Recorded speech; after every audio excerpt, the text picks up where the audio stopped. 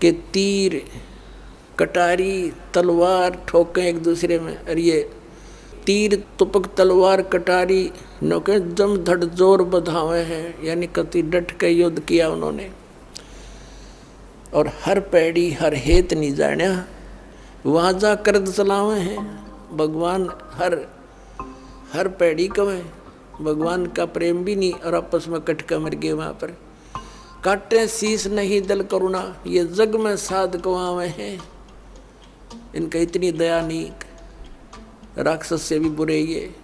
काटे शीस नहीं दल करुणा, ये जग में साध कवावे हैं।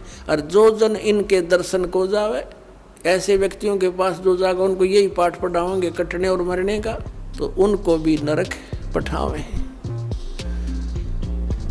तो पुण्यात्मा परमात्मा 600 वर्ष पहले कहा करते, गुण तीनों की भक्ति में ये भूल पड़ो संसार। कहे कबीर निज नाम बिना कैसे उतरो पार। तीन देव की जो करते भक्ति, उनकी कदे न होवे मुक्ति। अपने आत्मा परमात्मा ये कहा करते कि उन्होंने ये नहीं कहा कि ये हमारे ब्रह्मा विष्णु महेश तुम्हारे दुश्मन नहीं बताए, ये अपने भाई बहन हैं और काल का फंस गई अच्छी आत्माएं हैं। इनको बना दिया यहाँ का चौधरी, इनकी मृत्यु होगी जब इनको गधे बना कर छोड़ देगा और नई तैयार कर लेगा। आप मत, ये तो हमारा दुरुपयोग कर रहा है। और दुर्भाग्य उन देवताओं का, ब्रह्मा विष्णु महेश का, जो आज स्वर्ग में बैठे हैं, उनके हाथ से ये प्राइम टाइम निकल गया इनके, जो आज आपको प्राप्त हो रहा है। ये समय है। अब कबीर परमेश्वर से परिचित होकर आदरणीय गरीबदास साहिब जी, परमात्मा कबीर जी आदरणीय गरीबदास साहिब जी को सतलोक लेकर गए थे। वह सब सतीथि से परिचित करा कर, ब्रह्मा विष्णु महेश की सतीथि से परिचित करा कर वापस छोड़ दिया। उसके बाद उन्होंने कहा था, तीनों देवा कमल दल बसे, ये ब्रह्मा विष्णु महेश। प्रथम इनकी वंदना, फिर सुन सतगुरु उपदेश। उनका था कि तीनों ब्रह्मा विष्णु, ये तीनों देवा कमल दल में बसते, हमारे कमलों में, इन दलों में अंदर रहते हैं।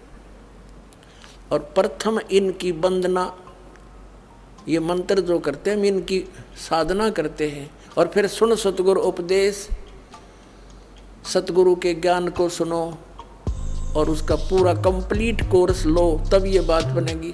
अब ब्रह्मा विष्णु महेश हमारे कोई दुश्मन नहीं है। कई कहते हैं कि आपके गुरुजी तो ब्रह्मा विष्णु महेश को छुड़वाते हैं। ब्रह्मा विष्णु महेश को हम छुड़वा सकते हैं? हम कोई बालक हैं? अब जैसे ऊर्ध्व मूलम अधः शाखम, ऊपर को जड़ वाला, नीचे को तीनों गुण रूपी शाखा वाला, उल्टा लटका हुआ संसार रूपी वृक्ष है। अब इसमें क्या है? ऊपर को जड़ता पूर्ण परमात्मा, नीचे को तीनों गुण रूपी संसार रूपी वृक्ष की शाखा है। तो क्या कोई शाखा को काट देगा बुद्धिमान व्यक्ति? पेड़ की शाखा को कोई काटने की कहेगा कि इसको तो फेंक दो काट के, फिर लटका के करेंगे बाकी का हम? तो कहने का भाव ये है कि जैसे परमात्मा कहा करते कि जैसे हमने भक्ति रूपी पौधा बीजना है और हम नर्सरी से कोई पौधा लाए, कैसे बीजेंगे? उसको गड्ढा खोदेंगे और उस गड्ढे में उसको जड़ों की तरफ से दबाकर मिट्टी में, फिर उस जड़ों की मूल की सिंचाई करेंगे। तो मूल की यानी जड़ की पूजा करेंगे हम, तो वो पौधा पेड़ बनेगा, उसकी टहनियाँ बड़ी बड़ी हो जाएंगी, तीनों गुण रूपी शाखा। तो उन शाखाओं का फल लगेगा और फल के लिए हम सारा प्रोसेस अपना कर रहे हैं, फल प्राप्ति के लिए हम कर रहे हैं। तो वो हमने तोड़ने नहीं होते, हमने ऐसे करना है, अपनी way of worship according to the spiritual करना है, शास्त्रों के अनुसार करना। देखना, ये समझ लो हम एक पौधा लाए तो ये है बुद्धिमता। जड़ों को गमले में यानी मिट्टी में डाला, दबा दिया और पूजा शुरू कर दी, सिंचाई। ये जड़ कबीर परमात्मा है इस संसार रूपी वृक्ष की। अब ये हमने जड़ों को पूजना है, इन ब्रह्मा विष्णु महेश की पूजा नहीं कर, हम क्या कर रहे हैं, ऐसे कर रहे हैं। ये बता बालका वाला काम करे क्या हमने, हंसी नहीं आवे। हम ऐसी पूजा कर रहे हैं, उल्टा काम कर लिया हमने। ब्रह्मा विष्णु महेश को हम इष्ट रूप में पूज रहे हैं, गमले में ला दिए ब्रह्मा विष्णु महेश और ये पूजा कर रहे हैं। तो कोई क्या कहेगा, समझदार व्यक्ति ने घर सीधा कर ले इसने, और वो लड़े, हट जा दूर, खबरदार तूने क्या कर दिया। अब देखो जड़ छोड़ दी हमने, अब जड़ ऊपर रहेगी तो भक्ति रूपी पौधा सूख गया, ये यूजलेस है, ये शास्त्र विधि को त्याग कर शास्त्र विरुद्ध साधना है, ये उल्टा बीजा हुआ भक्ति रूपी पौधा। और हमने ऐसे करने को कहा, तो इसमें इसकी पूजा करेंगे भगवान कबीर साहब की, फिर हमारे शास्त्र अनुकूल कर्म बनेंगे। शास्त्र अनुकूल संस्कार होने से ये फल ब्रह्मा विष्णु महेश ने देना हमारे को, क्योंकि यहाँ के ये प्रधान है, इबिन का फल लगेंगे। अब इसका प्रमाण देते हैं। अपने आत्मा परमात्मा ये कहा करते, तुम साधना ठीक करो और फिर आपको लाभ होगा पूरा। अब तुम साधना कर रहे हो उनकी जो आपको कुछ दे ही नहीं सकते। अब जैसे आप किसी फैक्ट्री मालिक की नौकरी कर रहे हो, तो नौकरी उसकी कर रहे हो, आपकी हाजिरी लगकर तनख्वाह बनकर कैशियर के पास आती है, अकाउंटेंट के पास आती है। अब तनख्वाह तो देंगे अकाउंटेंट और वो कैशियर, लेकिन वो देंगे आपका वर्क डन, और वो भी उस मालिक की मजदूरी करोगे। तो यदि उस आप लागे अकाउंटेंट और कैशियर की जूते साफ करन, उसकी प्लेट धोना, वह नौकरी दी छोड़ आपने, वो खा के देंगे आपको, लोग बाजत चाह बिना प्याओ टाइम पे। तो इसी प्रकार हमने पूजा तो करनी है, मजदूरी तो करनी, इष्ट रूप में तो पूजना परमपिता को, कबीर साहब को, और फिर उससे बनेंगे हमारे शास्त्र अनुकूल जितने भी शुभ संस्कार फिर देंगे। यही यहाँ पर जब तक आप यहाँ रहोगे तो यहाँ के ये प्रधान है, इन्होंने हमारा वर्क डन देना है। जैसा कर्म करेगा फल देगा भगवान, इनका ये आखिरी विधान था। तो ये भगवान तो वर्क डन ही दे सकते, इसमें ऐड नहीं कर सकते। और फैक्ट्री मालिक बनवाना करा के दे तोहफे में, यानी परमात्मा हमारे मालिक हैं, मालिक तो कुछ भी दे सकता है। अब और थोड़ा सिखा दिखाते हैं, क्योंकि कंसेप्ट इससे जुड़ा हुआ है। इसी गीता जी अध्याय नंबर 3 के, ये श्रीमद् भगवद गीता अध्याय नंबर 3 के आपको दिखाते हैं, श्लोक 10 से लेकर 15, ये देखिएगा। श्रीमद् भगवद गीता अध्याय नंबर 3 के और श्लोक नंबर 10।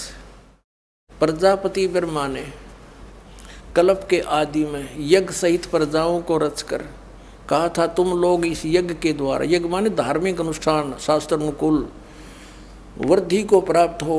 यह यज्ञ तुम लोगों को इच्छित भोग प्रदान करने वाली हो। 11वें में कहा है, यज्ञ के द्वारा देवताओं को उन्नत करो और वो देवता तुम लोगों को उन्नत करें। इस प्रकार निस्वार्थ भाव से एक दूसरे को उन्नत करते हुए तुम लोग कल्याण को प्राप्त हो जाओगे। 12वें में फिर कहा है, यज्ञ के द्वारा बढ़ाए गए देवता, बताओ देवता ने क्या हम पकड़ कर बढ़ावाएंगे, खींच कर बढ़ावाएंगे उन्हें। अब ये विधि बता रखी है कि शास्त्र अनुकूल साधना करने से, जड़ की पूजा करने से ये तीनों देवता रूपी शाखा बढ़ जाएंगी, बड़ी हो जाएंगी, फिर ये फल देंगे। देखिए, यज्ञ के द्वारा, शास्त्र अनुकूल साधना के द्वारा बढ़ाए हुए यानी बढ़े हुए देवता, ये तीनों शाखाएं तुम लोगों के बिना मांगे ही इच्छित भोग निश्चित देते रहेंगे। उन देवताओं को दिए हुए भोगों को जो पुरुष उनके बिना दिए स्वयं भोगता है वह चोर है। अब क्या सिद्ध हो गया कि जैसे हम मूल की पूजा करेंगे, मूल की यानी जड़ की पूजा करने से टहनी बड़ी हो जाएंगी, ये देवता बढ़ गए, बड़े होकर ये फलों से लथपथ हो जाएंगी, ये टहनी बिना मांगे देंगे अपने आप, क्योंकि हम मूल की पूजा कर रहे हैं तो अपने आप इनका बस की बात नहीं, देने पड़ेंगे फल हमारे को। आगे देखो, और जो फिर कहते हैं धर्म दान नहीं करते तो वो तो चोर हैं, वो फिर स्वयं भोगता है बिना गुण को दिए, यानी बिना कुछ दान किए तो चोर है। 13वें में कहा है, यज्ञ से बचे हुए अन्न को खाने वाले श्रेष्ठ पुरुष सब पापों से मुक्त हो जाते हैं, और जो पापी लोग अपने शरीर पोषण के लिए ये अन्न पकाते हैं वे तो पाप ही खाते हैं। इसका कहने का भाव यह है, अपने आत्माओं, यहाँ पर सतलोक आश्रम बरवाला जिला हिसार हरियाणा में पूरे विश्व में एक ये स्थान है जहाँ शास्त्र अनुकूल साधना होती है। अब